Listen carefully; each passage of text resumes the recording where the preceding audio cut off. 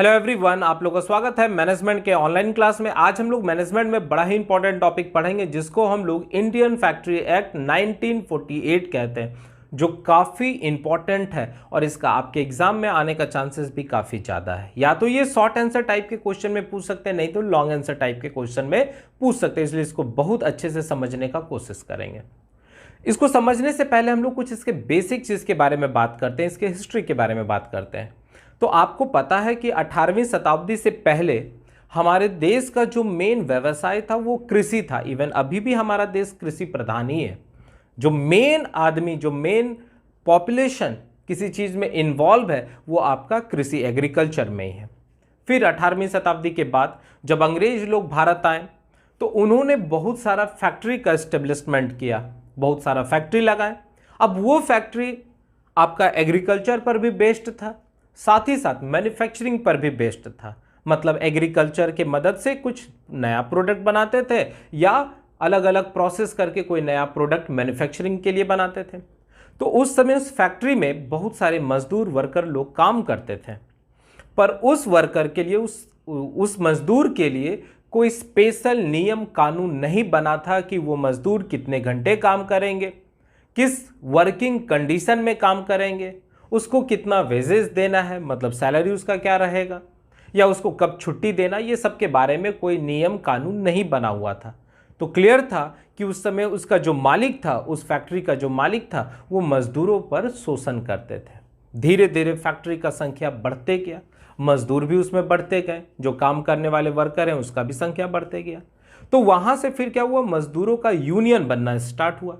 और मजदूर का जो यूनियन था वो मजदूर की ग्रीवांसेस के बारे में, मजदूर को क्या क्या दिक्कत हो रहा है, ये सबको उसके मालिक को बताते थे और कोशिश करते थे कि मालिक के द्वारा कुछ सुविधा मजदूरों को दिलाया जाए।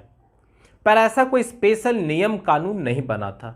फिर धीरे धीरे जाके 1881 में पहला आपका फैक्ट्री एक्ट आया और उस एक्ट के अंदर ये बताया गया था कि मजदूरों के हेल्थ के लिए, वेलफेयर के लिए क्या काम कर सकते हैं। इवन उसमें सबसे बड़ा जो चीज एक्ट में लागू किया गया था वो किया गया था कि चाइल्ड एक्ट, मतलब बच्चों को काम किसी फैक्ट्री के अंदर नहीं करना है।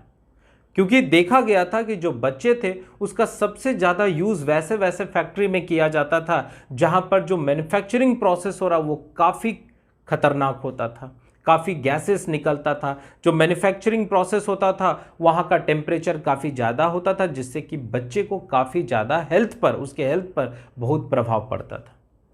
तो ये सारा जो एक्ट पहला जो 1881 में आया, उसके बाद बहुत सारा और भी एक्ट आया और सारे एक्ट में क्या किया गया, अमेंडमेंट किया गया, सुधार किया गया और फाइनली हमको एक न्यू एक्ट मिला जिसमें हर एक चीज़ इंक्लूडेड कर दिया गया।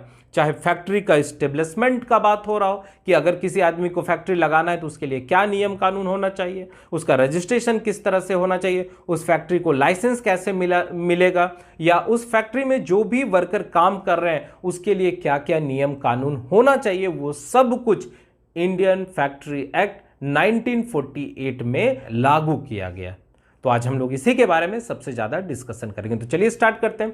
क्या कह रहा है कि in India the first factory act was passed in 1881। याद रखना, ऑब्जेक्टिव के लिए क्वेश्चन पूछ सकता है कि इंडिया में पहला फैक्ट्री एक्ट कब आया था, तो 1881 में आया था। This act was basically design to protect children. और इसका मेन जो मकसद था इस एक्ट का, जो कानून है जिसको हम लोग नियम कानून कहते हैं, हमारे संविधान में ये नियम कानून पास किया गया था। तो क्या कह रहा है कि this act was basically design to protect children and to provide few measure for health and safety of the worker. क्या कह रहा है, इस एक्ट के अंदर सबसे जो मेन प्रोविजन था, जो मेन शर्त था, वो था कि हमको बच्चे को कारखाने में नहीं भेजना है। जो बच्चा काफी कम एज का था उसका मालिक क्या करता था, कम वेजेस में, कम पैसा में ही उससे ज्यादा से ज्यादा काम करवाता था। तो उसके लिए कानून बनाया गया कि जो बच्चा आपका 18 साल से नीचे है उसको हम लोग फैक्ट्री के अंदर काम नहीं करा सकते। और उसमें यह भी मेंशन किया गया था कि किस किस तरह के फैक्ट्री में उसमें काम नहीं करा सकते, और साथ ही साथ to provide few measure for the health and safety. और साथ ही साथ इसमें कुछ ये भी जोड़ा गया था कि वर्कर लोग के हेल्थ के लिए हम क्या क्या नियम कानून लगा सकते हैं फैक्ट्री में, सेफ्टी के लिए क्या क्या नियम हो सकता है। ये आपका फैक्ट्री एक्ट 1881 में था। This law was applicable to 100 और more worker working in a factory. अच्छा, ये जो नियम कानून था वो उसी कारखाना के लिए था, उसी फैक्ट्री के लिए था जहां पर 100 या उससे भी अधिक मजदूर वर्कर लोग काम कर रहे हैं। तो क्लियर था कि उससे छोटे फैक्ट्री जिसमें कम मजदूर थे उसके लिए ये लॉ काम नहीं करता था। फिर इस लॉ में फिर अमेंडमेंट किया गया और वहां पर फिर बताया गया कि नहीं, 50 से 100 के ऊपर जितने भी वर्कर किसी फैक्ट्री में काम कर रहे होंगे वहां भी ये नियम लागू होगा। फिर और ज्यादा अमेंडमेंट होते गया और फिर बताया गया कि नहीं, हर एक मैन्युफैक्चरिंग कंपनी में, हर एक जहां पर प्रोडक्ट बन रहा है, जहां पर 10 से ज्यादा लोग काम कर रहे हैं, वहां पर ये नियम कानून लगेगा। बात समझ में आ गया? कह रहा है कि the factory act 1948 was passed on 28 August 1948। आगे क्या कह रहा है? The factory act 1948 was passed on 28 August 1948 and come into force on the first day of April 1949 and extended to the whole of India. क्या कह रहा है कि ये जो आपका कानून बना, ये जो फैक्ट्री एक्ट बना, इसको अपने संसद में 28 अगस्त 1948 को पारित कर दिया गया और कम इनटू फोर्स, और इसको पूरे देश में हर एक फैक्ट्री के लिए कब लगाया गया? तो 1 अप्रैल 1949। तो ऑब्जेक्टिव का काफी इंपॉर्टेंट क्वेश्चन है कि ये लॉ को, इस एक्ट को कब संसद में लाया गया? तो इसको हम लोग 28 अगस्त 1948 को लाए और दोनों सदन से इसको पास करा दिया गया। ये कानून बन चुका था और इसको पूरी इंडिया में हर एक जो फैक्ट्री था उसमें जो लागू कराने का था वो कब किया गया फोर्सफुली? तो ये 1 डे ऑफ अप्रैल 1949 को किया गया था। यहां तक समझ में आ रहा है? आगे कह रहा है important point cover in this act are. बहुत बहुत इंपॉर्टेंट है कि इस एक्ट के अंदर क्या क्या कवर होता है, इस एक्ट के अंदर क्या ऑब्जेक्टिव है, इस एक्ट के अंदर क्या क्या प्रोविजन है जिसको प्रावधान कहते हैं। ये काफी इंपॉर्टेंट है क्योंकि यहीं से मेजर क्वेश्चन आते हैं। तो सबसे पहला आप यहां पर हेडलाइन दे देंगे important point covers in this act. इस एक्ट के अंदर क्या क्या कवर होता है? तो सबसे पहला था कि फैक्ट्री अप्रूवल, मतलब अगर किसी आदमी को कोई फैक्ट्री स्टैब्लिश करना है, कोई भी फैक्ट्री हो, तो उसके लिए किस तरह से उसको अप्रूवल मिलेगा, किस तरह से उसको लाइसेंस मिलेगा, ये बात का चर्चा किया गया था। दूसरा लाइसेंसिंग, किस तरह से लाइसेंस मिल रहा है, एंड रजिस्ट्रेशन ऑफ फैक्ट्री। हर एक फैक्ट्री का रजिस्ट्रेशन होता है। कोई फैक्ट्री अगर मान लीजिए छुप के चला रहा है तो हो सकता है उस पर कानूनी कार्रवाई हो। हर एक फैक्ट्री अगर जो आपको स्टैब्लिश करना है, जो आपको खोलना है, उसके लिए सबसे पहला आपको किस तरह से अप्रूवल लेना होगा। जैसे फैक्ट्री खोलना है तो पहला आप जहां पर फैक्ट्री लगा रहे हैं, जो लैंड आप ऑक्युपाई किए हैं, वो किसी तरह से विवादित नहीं हो। दूसरा, जो फैक्ट्री लगा रहे हैं उसके कारण आसपास का एनवायरनमेंट में कोई इफेक्ट नहीं पड़े, ये सब कुछ फैक्ट्री अप्रूवल से ही मिलेगा। फिर उसको लाइसेंस किस किस प्रावधान पर मिल सकता है, रजिस्ट्रेशन का क्या क्या प्रक्रिया है, उसको करने के बाद ही आपको उस फैक्ट्री का रजिस्ट्रेशन मिल सकता है।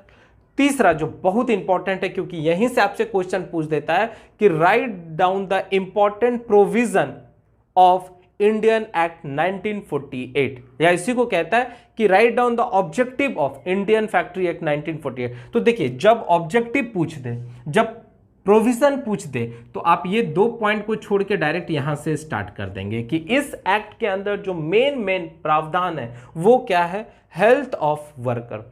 वर्कर के हेल्थ के बारे में काफी ज्यादा चर्चा किया गया है, काफी ज्यादा नियम कानून लगाया गया है। तो सबसे पहला क्या है? Health of worker as well as their working condition. साथ ही साथ जो वर्कर है उसके हेल्थ के बारे में चर्चा किया गया और साथ ही साथ कैसा वर्किंग कंडीशन होगा।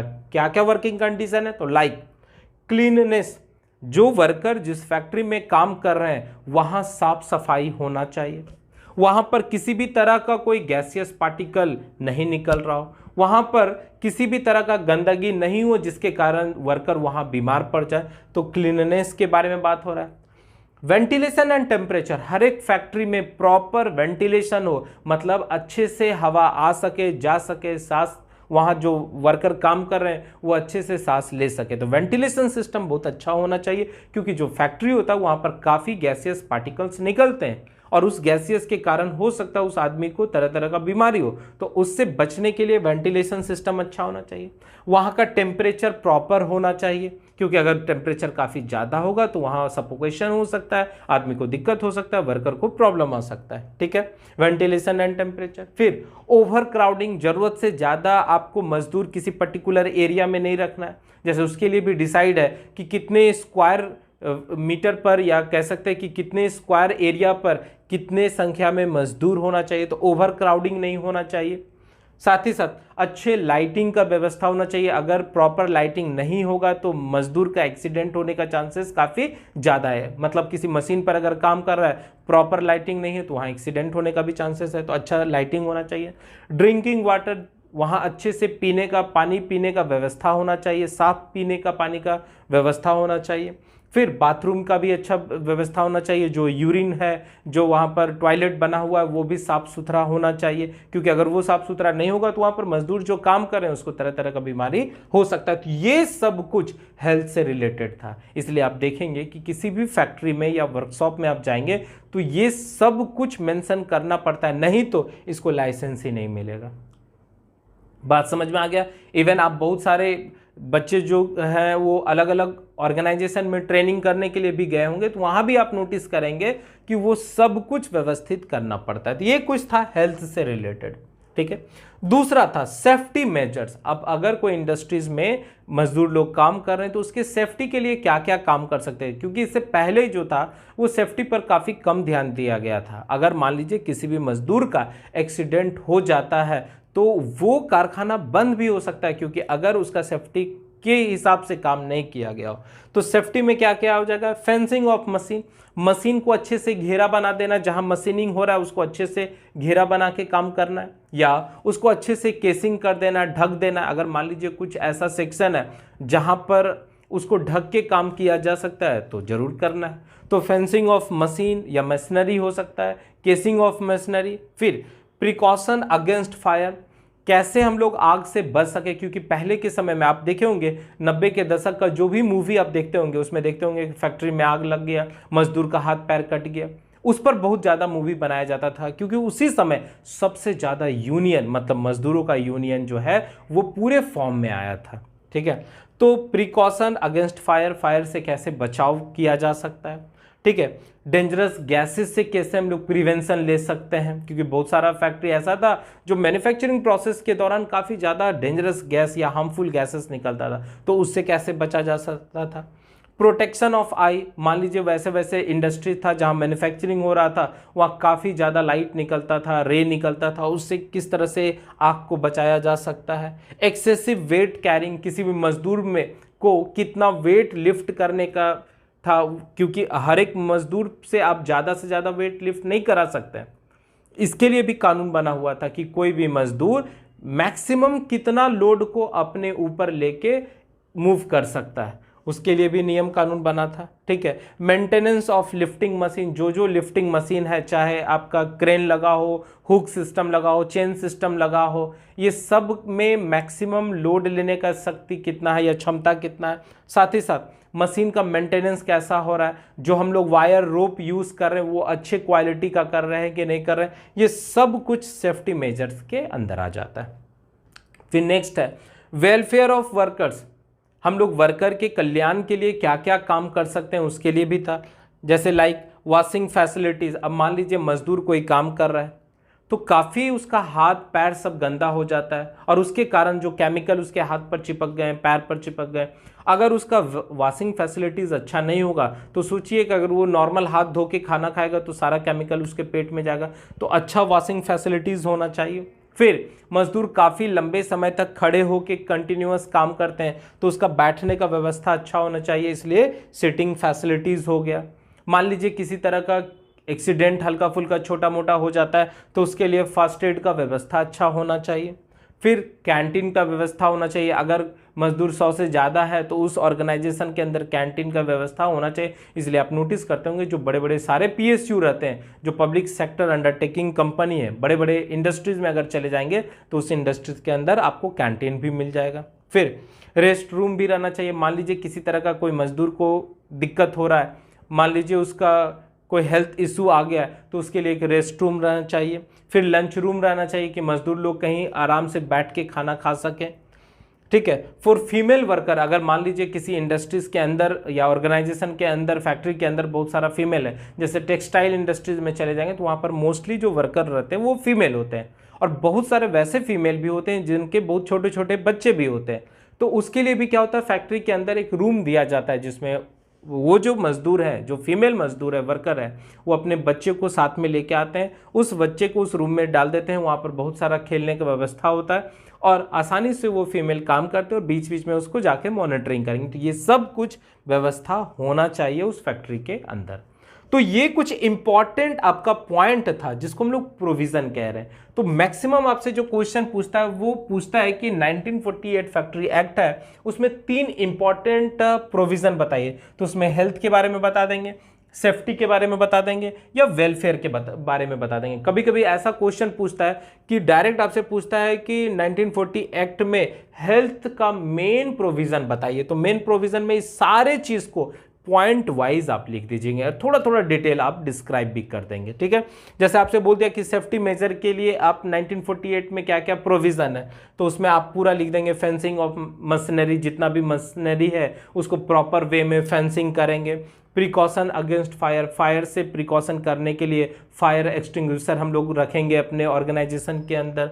डेंजरस गैसेस से प्रोटेक्ट करने के लिए हम लोग बहुत सारा इक्विपमेंट रखेंगे। तो इस तरह से 2-3 लाइन आप जरूर लिख देंगे, क्योंकि यहाँ से आपको देखिए, अगर आपसे डायरेक्ट पूछेगा शॉर्ट आंसर टाइप के क्वेश्चन में तो पूछेगा write down the provision of health related in Indian act 1948, मतलब 1940 एक्ट में हेल्थ से रिलेटेड क्या क्या प्रोविजन है। तो एक एक पॉइंट एकदम सीरियली करके आप लिख देंगे।